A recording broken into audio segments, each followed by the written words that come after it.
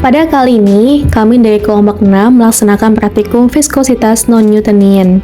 Viskositas non-Newtonian adalah sifat suatu fluida di mana kekentalannya, yakni viskositas, tidak konstan dan dipengaruhi oleh laju geser. Berbeda dengan fluida Newtonian yang memiliki viskositas tetap. Fluida Newtonian menunjukkan perilaku yang lebih kompleks. Terdapat beberapa karakteristik utama fluida non-Newtonian.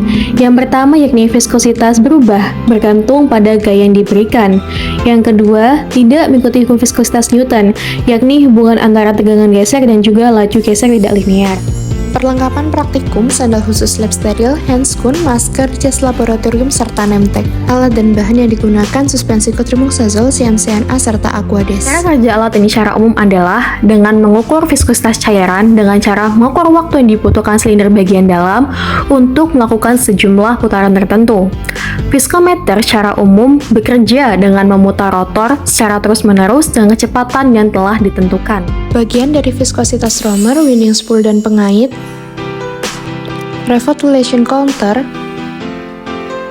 weight counter, brake, bob, cup dan mantel air,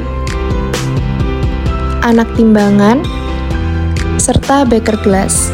Berikut langkah kerja praktikum viskositas non-Newtonian. Pertama, mantel di bagian luar cawan diisi dengan air, kemudian diukur suhunya menggunakan termometer. Setelah itu, masukkan larutan yang akan diuji sifat alirnya pada cup. Pada kali ini digunakan sampel CMCNA 1% dan suspensi kotrimoxazole. Setelah cup berisi larutan sampel, maka dapat dimasukkan ke dalam mantel. Usahakan tepat berada di tengah mantel.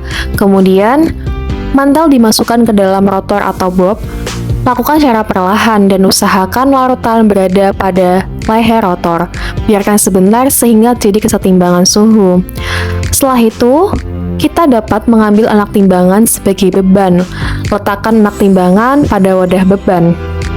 Kemudian, letakkan weight container pada pengait. Setelah itu, pastikan revolution counter tepat pada angka 0. Kemudian, lepaskan brake dan nyalakan stopwatch. Kemudian, matikan stopwatch tepat pada angka 0 setelah rotor berputar sebanyak 100 kali putaran. Lakukan langkah ini sebanyak 3 kali percobaan di setiap masing-masing beban. Digunakan beban 10, 20, 30, 40, dan 50 gram. Dari hasil praktikum yang dilaksanakan, didapatkan beberapa data dari kedua sampel uji, baik suspensi kotrimoxazole maupun CMCNA 1%. Data pertama yakni mengenai perhitungan waktu putaran. Didapatkan data kecepatan geser yang kemudian dikonversi menjadi kecepatan V dengan satuan RPM. Kemudian yang kedua terdapat data perhitungan viskositas, yang mana data ini memperlihatkan bagaimana viskositas masing-masing sampel yang diuji. Kemudian, dari hasil praktikum yang telah dilaksanakan, didapatkan bahwa kedua sampel termasuk dalam neurologi aliran jilatan.